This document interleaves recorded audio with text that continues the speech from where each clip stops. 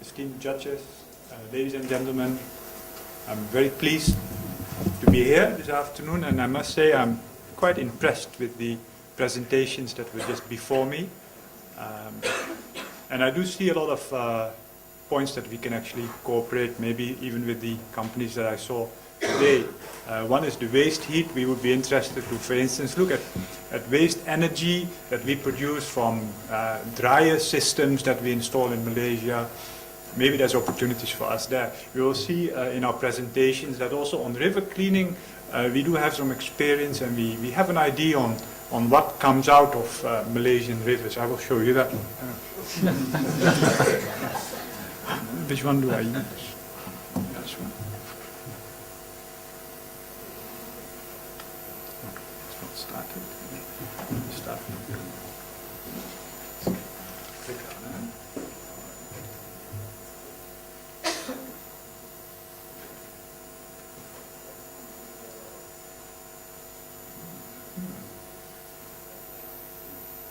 I'm still clicking.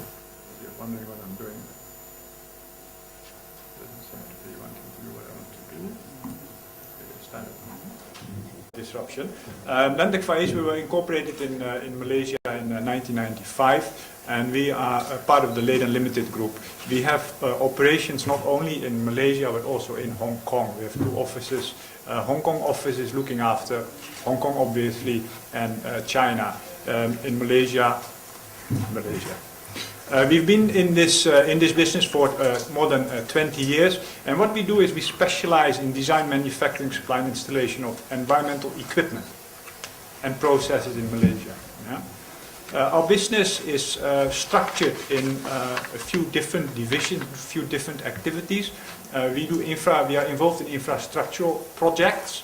There you must look into flood control systems, flood control projects, water treatment plants, sewage treatment plants.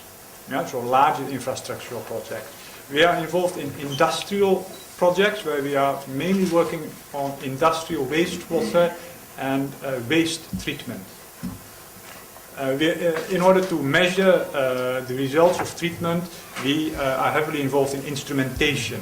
And of course we have a service center. Yeah, for in case our very, very good equipment and process would break down. Now, our focus is on creating value from water and waste, and we offer solutions to treat complex water and wastewater treatment problems. And we don't do that alone. Lentec Far East is a Malaysian company, it's Malaysian incorporated, and Malaysian staff. I'm the only non-Malaysian, I would say. So we do not want to reinvent the wheel all the time. We work closely with our technology providers and partners. Yeah? Here you see some of the people that we work with. Yeah?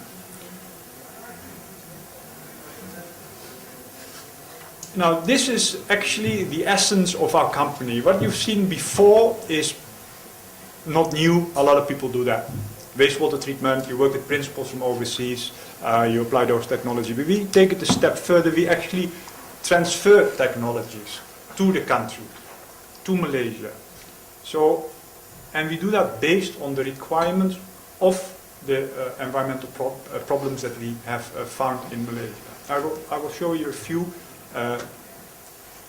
technology transfer projects that we have done, and then I will go into details on one particular project, one particular equipment, technology that we work on.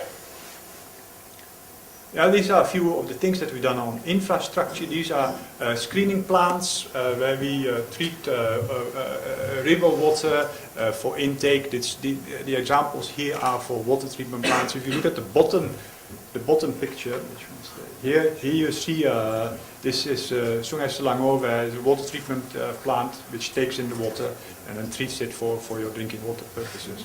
Yeah. We are heavily involved in river cleaning. Now, in the innovation what we have done here, we have looked at these at the rivers, or the drains, as people also call them. This is a good example. This is in Penang. We were the first company to actually propose to use hydraulic operated trash rakes. These screens are put across the river and we take out everything that comes along, and it can be a lot. Yeah? This is the hard approach. Yeah? This is not the soft approach. So don't be too successful on the soft approach, because there's nothing to do for us in the hard approach. Right?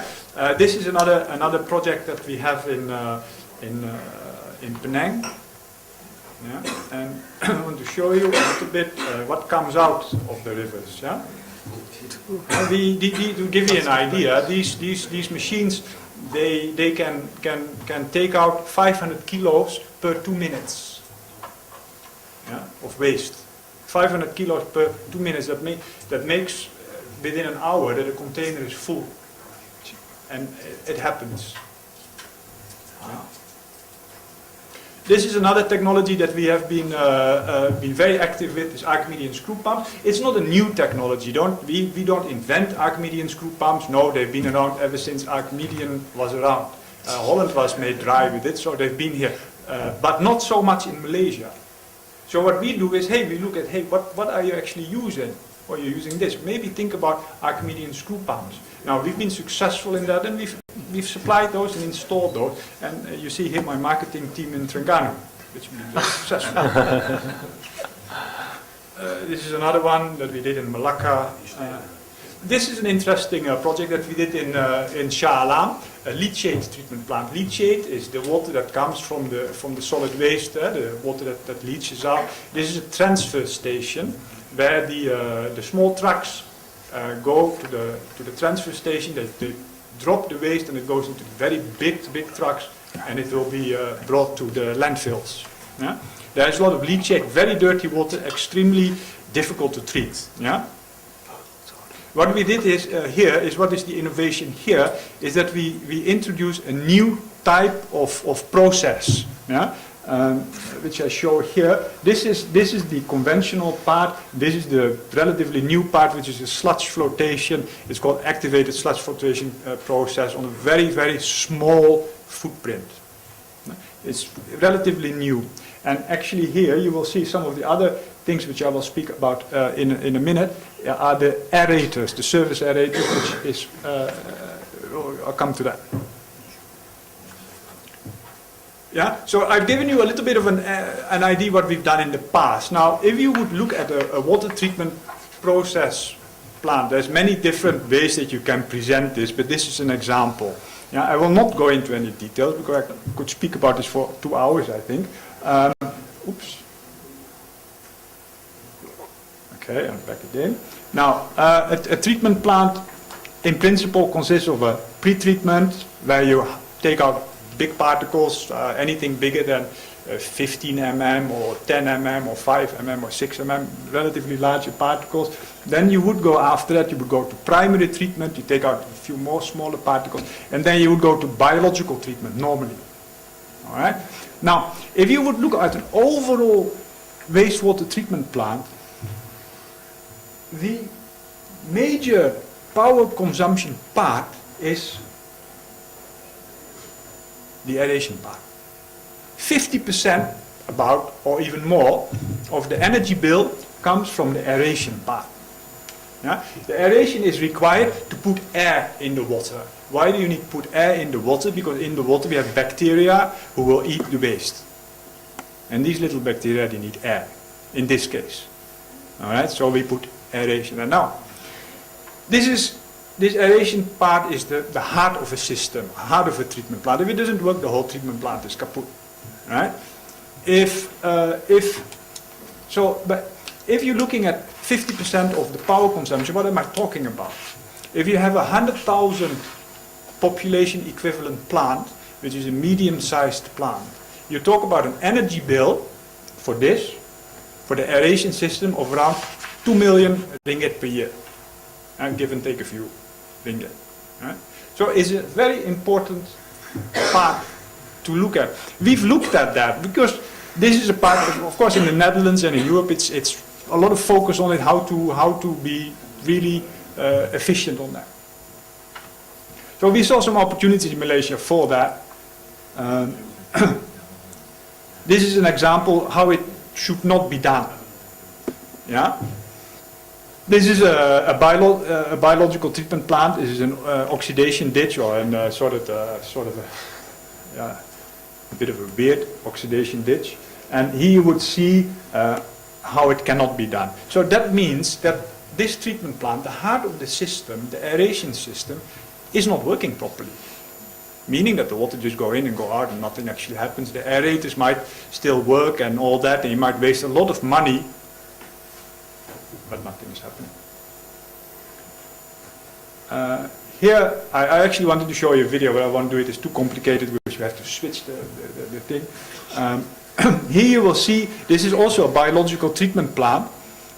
Here you see how the different flows in the treatment plant should not be. Yeah, so here again, it is a treatment plant. It was built with good intentions, but it was not working properly. So again, there is a lot of opportunities for improvement there. Now that's where we came then in and say, okay, fine, if that is the case, let's do that then in a professional way. And let's do that then in a way which is sustainable for the country. Let's not come in as an overseas supplier and say, okay, you need to do this, this, and this, and then we leave. No. What we do, and we do that with all our equipment and processes, we transfer the technologies and we build it locally. So we come up with our Astrox service aerator. Yeah? And these are some of the benefits that the client will have. These are the benefits on the equipment itself, yeah, on the Astrox aerator, a piece of equipment. In addition to that, we not only provide that piece of kit, that car, but we also show how to drive it and how to apply it. So if you remember those pictures of those few oxidation ditches that do not work properly, the one with the funny shape, those projects we actually work on to see, okay, how can we actually improve that? Yeah? So we supply the software to make the plant work, and then of course we have the hardware, which is the Astrox aerator, which will give you benefits by itself. Yeah? These are the advantages that you have. We have a high efficiency. Now, it is very important, of course, that all this technology, you need to be able to compare one to the other. So we say we have a high efficiency, and that is measured in kilograms of oxygen per kilowatt hour. Yeah? If you have a 10% higher efficiency, which we have, which I will show you, minimum, that means on the treatment plant of 100,000 PE, you save $200,000 a year. It's maybe not a lot, but if you have 10 plants like that, it becomes a lot. And there is many, many plants like that. Yeah? So it is very important to actually measure those efficiencies, to see whether the equipment that is there can actually do it, and is actually up to par. Other than the high efficiency, the Astrox aerator has high mixing and propulsion capacity. We have a very fine drop splashing pattern. I will show you why, and we have some substantiation on these 10 advantages. Yeah? Sorry, 3 minutes left. 3? Yes. Oh dear. All right, so I just go to the substantiation. Why is this really true? What I say, because I mean, you can't just believe me. Okay, this is the development of the aerator, the Astrox aerator. A lot of research has been going into that, yeah. And actually, this is already so many generation of these units. The construction blade is of a specific. We've designed that. We've worked on that for a long time. Splash pattern, yeah, very important in order to get a high oxygen transfer to have a very good splash pattern. Okay, friction losses. This equipment has to. I have 2 minutes left, is it? Friction loss. So in order to have, it's big, relatively large equipment, and there's big kilowatt-hour power. There's 45 or sometimes 75 kilowatt. It's big equipment relatively. So it's very important that you have very little force on it, so it can run for a long time. And you have little maintenance on it. Now this is important. The efficiency. We have done extensive tests to compare our aerator with other aerators, yeah? And we have reports showing that. Yeah? So it's not something that I take out of the sky or the air. So here you will see 7 and 10 and 20 and 7 and 15. So on average we have more than 10% improved efficiency. Yeah, I show you a few now. Just go to some pictures of different aerators, different installations, different sizes. I think I can just make it in 30 seconds. This is, I want to show you a little bit, in a biological system, you have many different types of processes. And we can implement our aerator in all those processes, or many of those processes. Yeah?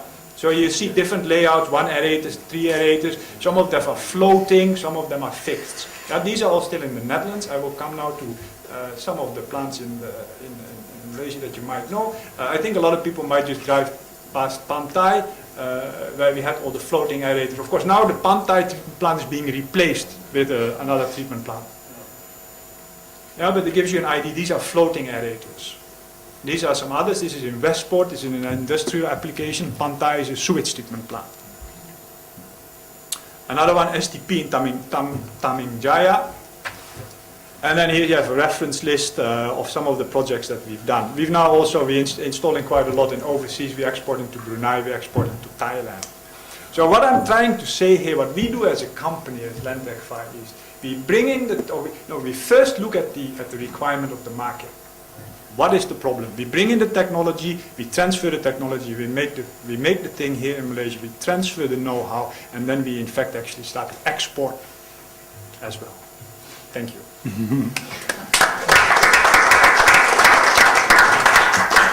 Thank you, Course Papen. That was just in time. Thank you. I would like to give the floor now to the judges for the Q&A session. Yeah, please. Okay, thank you very much. In fact, very interesting, innovative presentation. Just a very technical question. We do know that the aerators is not something new. We have been using it for a long time here. So can you just enlighten us? What is the difference between the new design and the conventional? How did you manage to improve efficiency more than 10%? What is the real difference that compare with conventional aerators? Okay. So yeah, let me just go back to that one particular slide. I'm not trying to take time away so that you can't ask me any more difficult questions.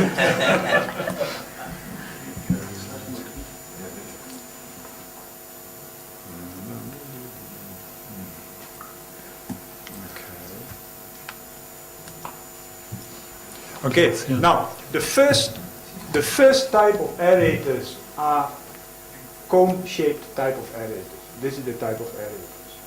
Yeah, we have actually introduced those to Malaysia about 15 years ago with the so-called Spans B aerator. We've installed quite many of them. That was already the so-called second generation of aerators. Yeah, because in that case the cone was opened on this side. The earlier, the SIMCAR aerator is the first aerator. Okay, with a horizontal shaft. The SIMCAR was the first, that was a closed one. The second one was the cone with an open area here to reduce the upward forces.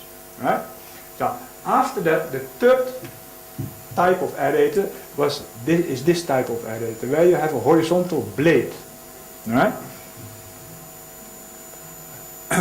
Now, in the horizontal blades, also, a few designs have come and gone. All right. This blade. So, all this testing and development has been done in the Netherlands by our partner in the Netherlands, where I showed you the test rig. But all these ones have been tested. So, in that test rig, everything is there. We measure the oxygen transfer rate, so we empty, we take out all the oxygen from the tank, we put in the aerator, we measure the power, and we see what is the oxygen coming into the tank. From there, we develop. So this has been a development over quite a few years. Yeah? So you will see, if you would look into the market, what is currently available in the world, this type of aerator is still there. This type of aerator is still there. But this one has the higher efficiency. And if you look at the picture that I showed you, where we have the few aerators compared, 10%, 15%, 7 and 7, the 15 and I think there was one 20 is comparing with the cone. The 7% ones are comparing to other blade type aerators. Okay, but they're actually all these three, but I don't want to mention the names. Yeah, my question was related to the same issue. So the shape of the blades actually increases the propulsion ability, right? Yes. Right, okay. Another question is the export markets. They are in place, they're established. Then with your products, it must be very promising because it's really a new invention with higher productivity. How does it look, exports? We are exporting a lot to Brunei at the moment. Brunei is our good market. We are working on Hong Kong.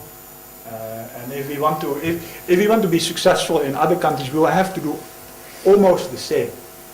In order to be really sustainable, you cannot start shipping steel. It's not so much the manufacturing which is difficult, it is the design which is difficult. And the application. So if you would want to capture a good market in, for instance, Thailand, then you will have to go to Thailand. Yeah, and we are not a very large company, not yet, but we have the resources to establish that and do that in a big way. But Brunei is a very active market where we supply a lot of equipment. Just for my understanding, maybe I missed that point, because you said the concept, the invention was in Europe. Yes. Right, and here you are small, but in Europe you are bigger. Right. So the marketing should be easier. The design is done by a consultancy company in the Netherlands, which is also not a very large firm. It's actually, I mean, that's a different story, but if you would look at the environmental industry, the producing industry, I'm not talking about the consultants or the engineering companies, but the guys who actually manufacture technologies and processes are very often not very big. Okay. Mr. Kolako, any question? No questions, just a compliment for what I think is a very good business model and brings, I think it has great potential, so good luck. Thank you. Thank you very much, judges. The floor is now open for the audience. If there are any questions, please first introduce yourself and then ask the question. Any questions? Yes? How do you protect yourself from copying? Because it seems this is quite easy to copy They do copy. And then you will see situations, I mean, the Simca aerator and the cone-shaped aerator have been copied. This aerator has been copied. That one, Astrox not yet. If they do copy, you will come across situations of which I showed the slides. It seems very easy, but you still need to know how to choose it, how to design it, and how to put it in. And that is what is actually the most difficult, to make this show. But it's the application. It's quite. Okay, any other questions? No? Okay, well, we have had all three the presentations in the category Best Corporate Sustainability Related to Water. So we will have a break now of 10 minutes, and please be back on time. Thank you. Thank you for... Okay, gentlemen, you have to follow me to a separate room.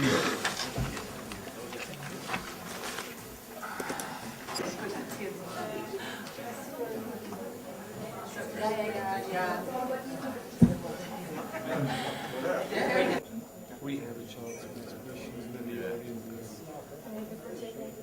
Did you care for drink, gentlemen? There's water, but...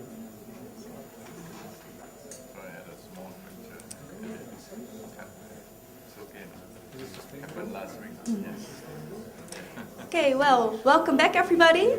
Hope you had a nice 10 minutes break. Hope you're all awake still at the end of the day.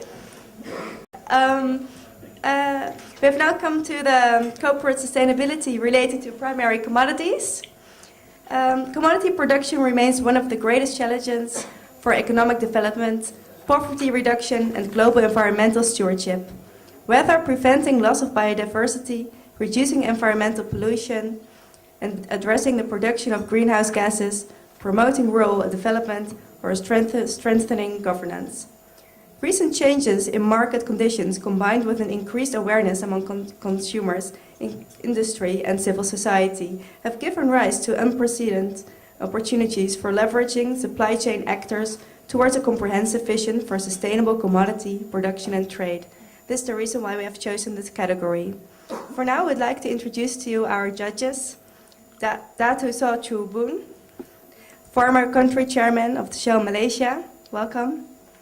Mr. Tam Sing Kao, he's the managing director in LMSC, an international trade and business consultancy company. And our chief judge, His Excellency Paul Beckers, ambassador of the Kingdom of the Netherlands to Malaysia. Welcome. The judges will focus on the following criteria: the uniqueness, innovativeness, and originality of the program, the impact of the project on the stakeholders, the sustainability of the program, the efficiency and effectiveness of the project, how and to what extent is the project being communicated and reported, the project management, and how easy is it to duplicate the project. Before we begin with the presentations, I would like to give a special thanks to Mr. Darrell Weber, who has helped with the previous judging for these shortlisted companies. He was the Secretary General of RSPO. For now, I would like to introduce to you Marco Poot. He's the Sustainability and Strategy Advisor of Lionex. Almost right. I'm the Managing Director of Lionex, and Michiel Vos is Sustainability Advisor. Welcome, everyone. Welcome, audience, country, Datu Datin, Tuan Tuan dan Puan Puan, ladies and gentlemen. It's an honor for me to be here. In between these two giants. I don't bother you so much with details about Lionex, but Lionex has been in Malaysia for the last 40 years. With its roots in the Netherlands, headquarters is based in Rotterdam. As a leading wood company, I personally witnessed the impact of deforestation around the world. My personal visits to various companies, various forest areas around the globe showed me that there was clear-cutting areas which resulted in complete loss of biodiversity and a big impact on the local community.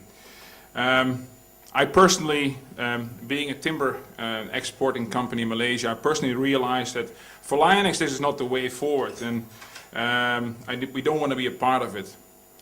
Don't get me wrong, this process takes many years and we're still not there where we want to be. Although Lionex is a small company, we are probably running a $70 million turnover here in Malaysia and Indonesia. We are a small player in the almost $130 billion hardwood business around the globe. We are an entrepreneurial driven company, and we also believe that a better world starts with yourself. Entrepreneurs have definitely have an opportunity, have opportunities, but definitely also have a responsibility to make a change and make the world a better place for us and for our children.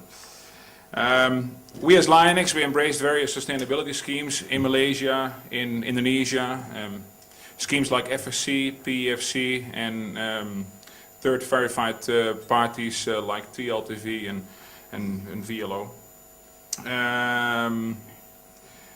But we want to do more. We wanted to be leading in our market, in our industry. Sustainability is not just a marketing tool for us. It's part of our core values, and last but not least, it's a survival tool. You can imagine there's no more timber around the world, there's no more business for us. Even in the down market, we are heavily focused on the European market. And you know what is currently happening in the last few years happening in the European market. The market is down. But we managed to double our sales the last 4 years, and we even managed to improve our contribution margins. last but not least, we want to go the extra mile. And although we are a small company, we have hired Michiel Vos. Michiel Vos is our sustainability and strategic advisor with regards to sustainability and innovation. Michiel will explain more why we're here, and I would like to give Michiel the floor to explain more about why we are shortlisted for this sustainability award. Thank you.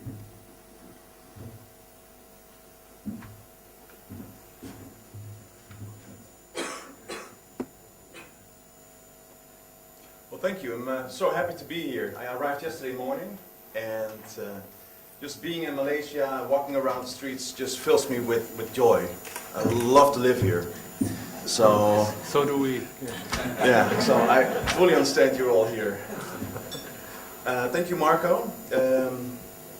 We are here because we were shortlisted because we did something very unusual.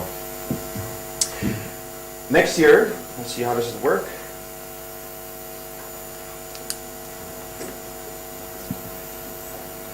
Tell me.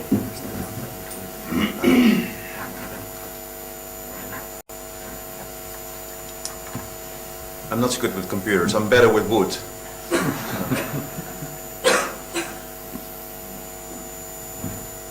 Oh, sorry. That was going too fast. Yeah. Okay.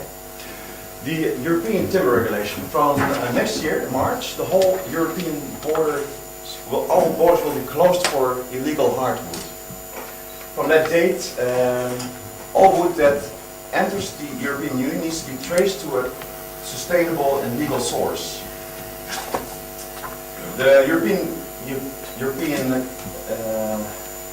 government, the EU, has worked for about 10 years to make this work, to find a solution against deforestation, loss of biodiversity.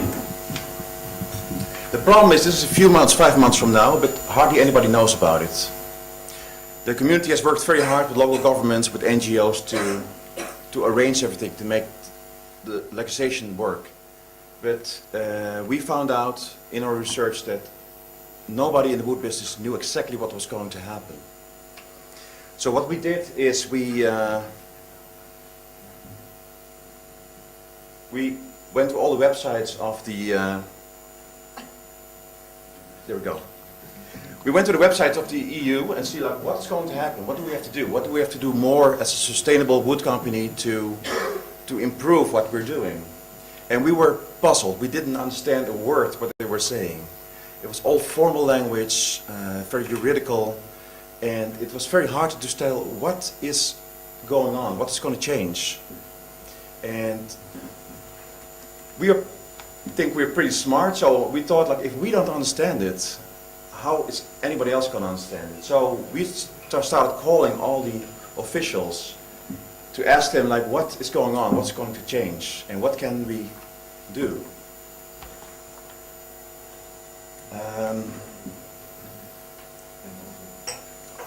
No answers yet. That's okay. But Mark already told you we're a small player in this wood business, so we have a limited budget, and what we want to do is we want to share the message with the whole wood world, not only in Holland or here in Malaysia, but the international wood world. So we said, like, how can we communicate these things that we learned to the whole market? So we started thinking, and we were only like 3-4 weeks before the biggest wood fair in Europe, the Carrefour de Bois in Nantes. And we thought, like, this is the opportunity to communicate to the whole wood market in Europe what's going to change. We first digested all the information, we checked the facts, and we found out that we're completely wrong about a lot of things. And so we learned the hard way of what we should communicate. What we did is, maybe on the table you find like very small brochures. We digested all the information and we put like 1,000 pages of text on a credit card size. I think you all have one. We've handed these out on the big wood fairs in Europe and in Malaysia, the last one a few weeks ago. And We show people like this is what is going to happen, this is where you find the information. We also put this information on our website and we sent email blast. So we communicated very clearly, understandable language what people had to do. The effect has been enormous. We had very good response from not only our customers that said thank you, but also from competitors that thought like, wow, this is what we want to know. You see, I'm still struggling with. Okay.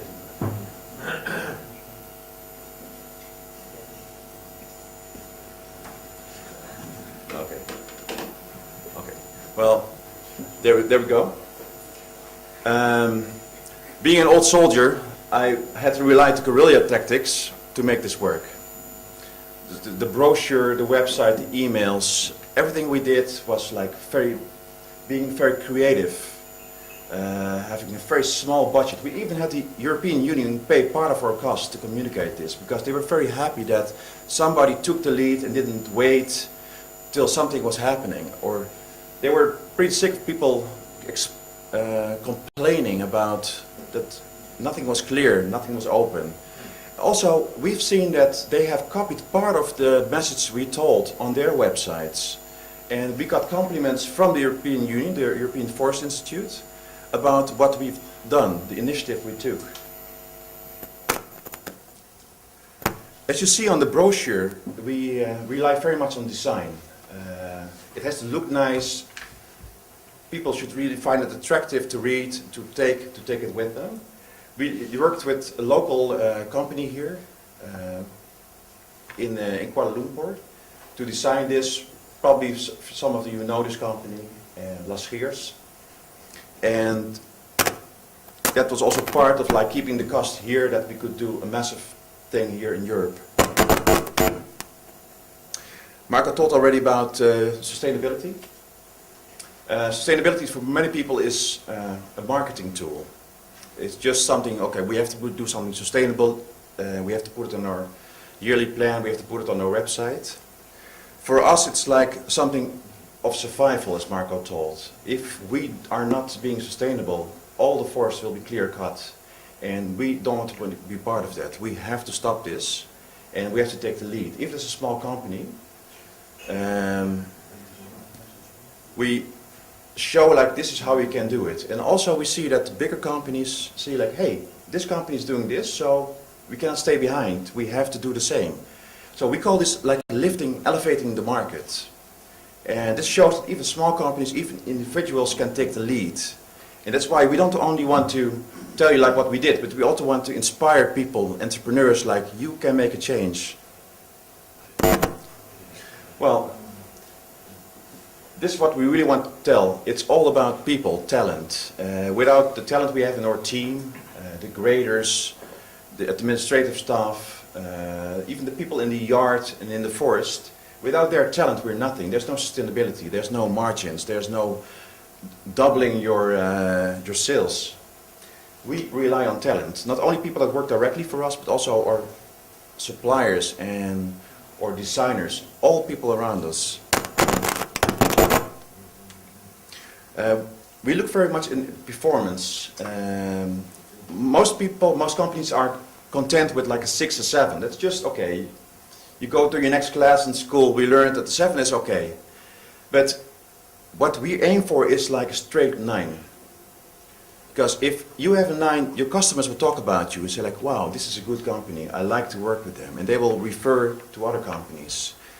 Why it's important to tell you this, and some people will ask us, why don't you go for a 10? I said, now, for us it's impossible to get a 10. We are too human, we are too simple to be at that level. But we are very ambitious, and so that's why you say like, we want to be a 9.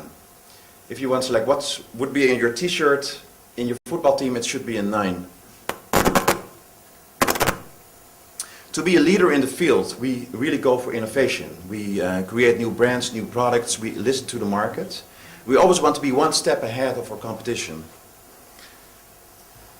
The last few things we've done recently with LionX is that we created 5 sub-brands. We said like, okay, there are a few segments that we want to focus on and communicate in.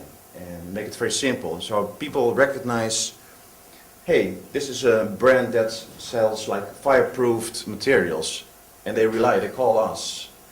And by building brands, we create value. It's also being creative and being very resourceful as being a small company. One of the most challenging things we're working on now is, you might have there a piece on your table, a baseball bat. We started making hardwood from bamboo fibers. If you feel this, you feel like, you look at it, you see like, hey, this is wood, but it's not. So with Tergao, we started an enterprise with Lionex to replace the most scarce species of hardwood by compressed grass. It's something that grows very fast. It grows up to like about 20-30 meters in 5 months' time. And we harvest this in China, Vietnam, and other places. And this is something that could really be the answer to the hardwood problem. Because we cut too many trees of certain species that had great technical properties. And now we want to provide the market with a massive amount of hardwood that's made from bamboo fibers. So we believe if we can supply about 20,000 containers of this material, it will keep whole forests intact where they are. So this fits seamlessly in the sustainable effort of Lionex to provide to the same customers a product that replaces hardwood. And so there are a lot of chances and a lot of opportunities, and we're not afraid. We just go in, we change, we take the lead, we make mistakes, we learn from it, and it's a very challenging thing. But we keep it very short because we would like to answer some questions, and that's why I also want to invite Marco back, because he knows, together we know much more than just me. Okay, well, the Q&A session has begun. I would like to give the floor to the judges first, please. Well, thank you both, gentlemen, Mr. Pope, Mr. Vos, very clear introduction, presentation. I had a couple of questions, but I must say you answered pretty much all of them in your presentation. So I knew your questions already. I knew we shouldn't have talked before. Yeah. You did mention, because I was going to ask the EU response, you said EFI, the European Forest Institute, was commendable, was complementary to you, was making you, was positive. Is that the only feedback you did get? Do you have any contacts from Brussels directly? Because it's quite something we had direct contact with EFI here in Malaysia, but also in Brussels and in Barcelona. And they thought we were very irritating and nasty because we asked questions that we're not supposed to ask, and we pointed things out that were not clear. And so, but at the end they thought like, wow, what they're doing is actually very good. And so we got a lot of response from them, and at the end a lot of it was very positive, yes indeed. And, but we learned a lot from them, and I think they also learned a little bit from us, how to communicate, how to make things work. And as I told you, like, they even paid part of the expenses of our promotional tour with our brochures and stuff, because they thought like, wow, if you guys can organize this in 2-3 weeks time, it takes us half a year, so please go ahead. Because we're entrepreneurs, we move fast, we move swift, so. Not like Brussels? Brussels, yeah, but that's a special breed. Okay, my fellow judges. Tato? Yeah, I'm trying to understand why are you doing this?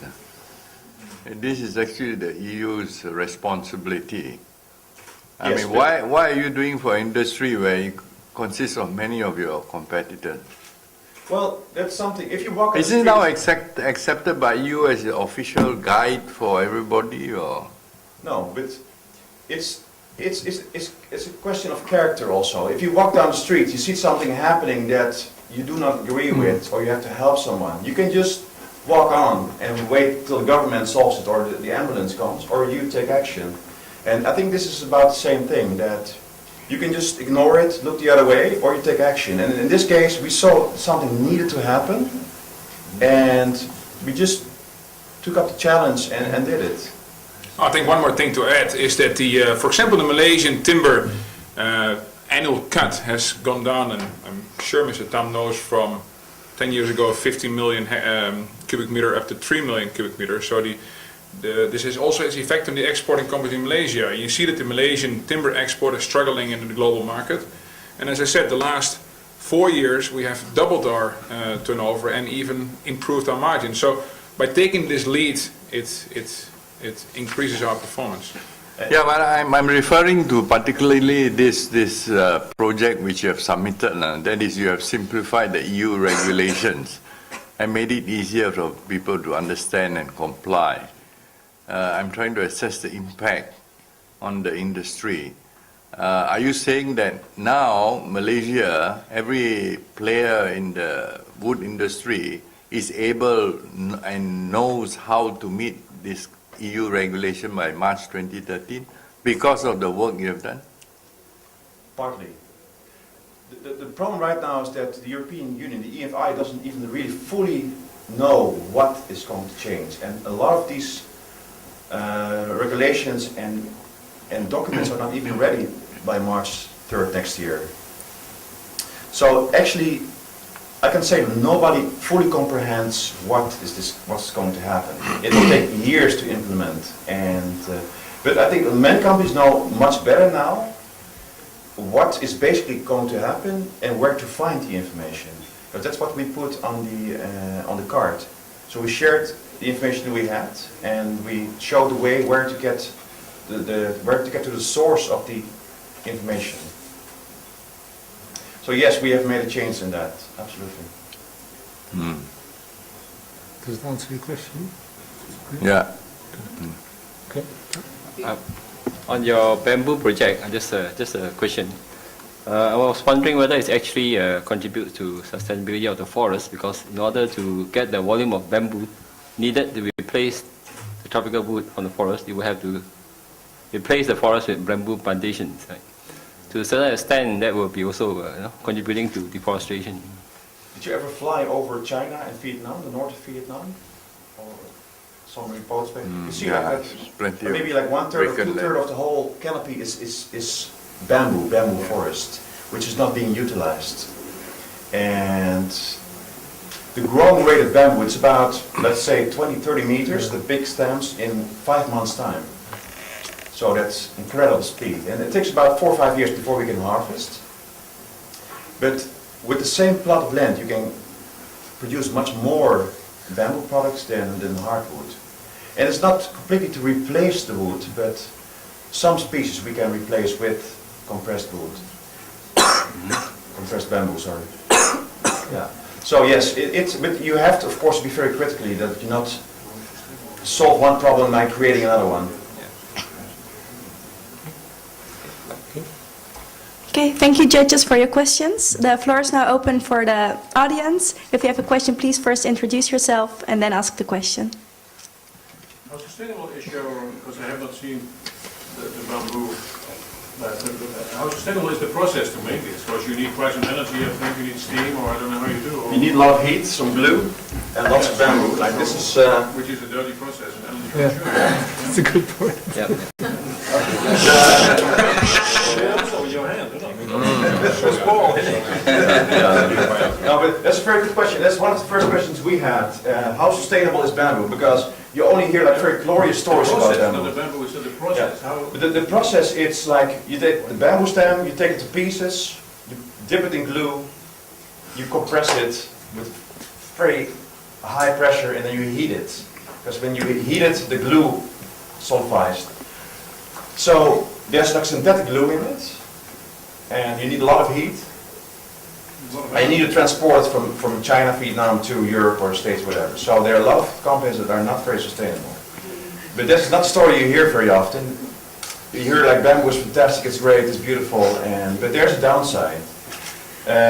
Seeing this, we start research in Oregon, in Wageningen in Holland, and also in Germany to replace the synthetic resins with natural resins. And we've been pretty successful with that. Because we want to fully replace like the synthetic resin with biological products.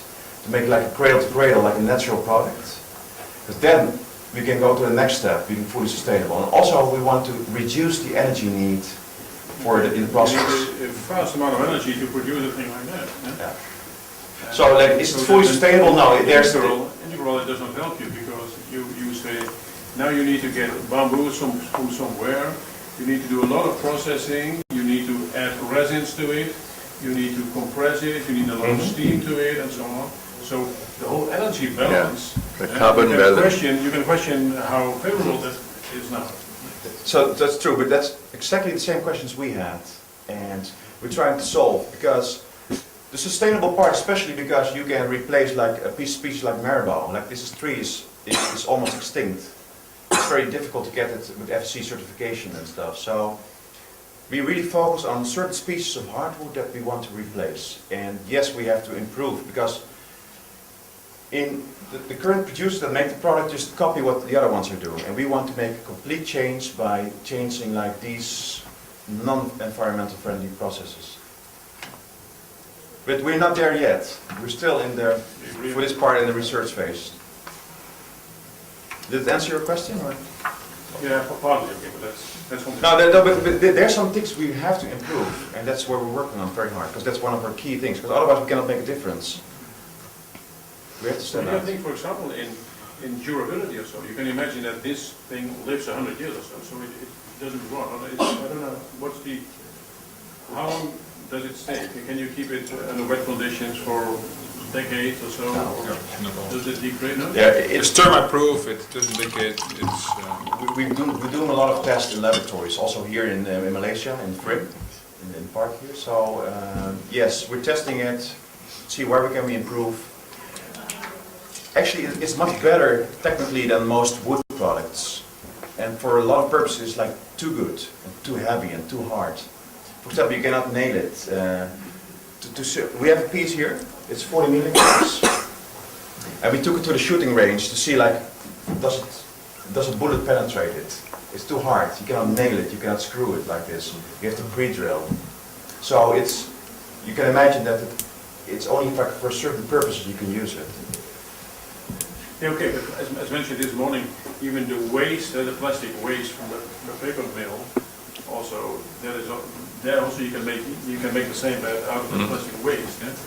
So and that's a waste that you recycle. So, but okay, you have a different approach. Well, all the waste we have, you just burn it, and it's for the heater. But we're also so we use every scrap material we reuse, and otherwise we just use it as fuel. Okay, are there any other questions? Yes? So the EU, I think, might be very slow in their processes and unclear, but I think we also can conclude that it's a very good initiative. It's wonderful. So my question is it being followed by America, China, wherever, or maybe even you see yourself in a role to go after the next continent? I'm so happy that Wim is asking me this kind of question, because Wim is my neighbor in Malaysia, and I just cut a tree in front of his house. I was waiting for the question where was my tree, but So where's it? What is the width? You get a license to cut the tree. Beyond a certain width, you will get permission from the small one. 5 months it's back.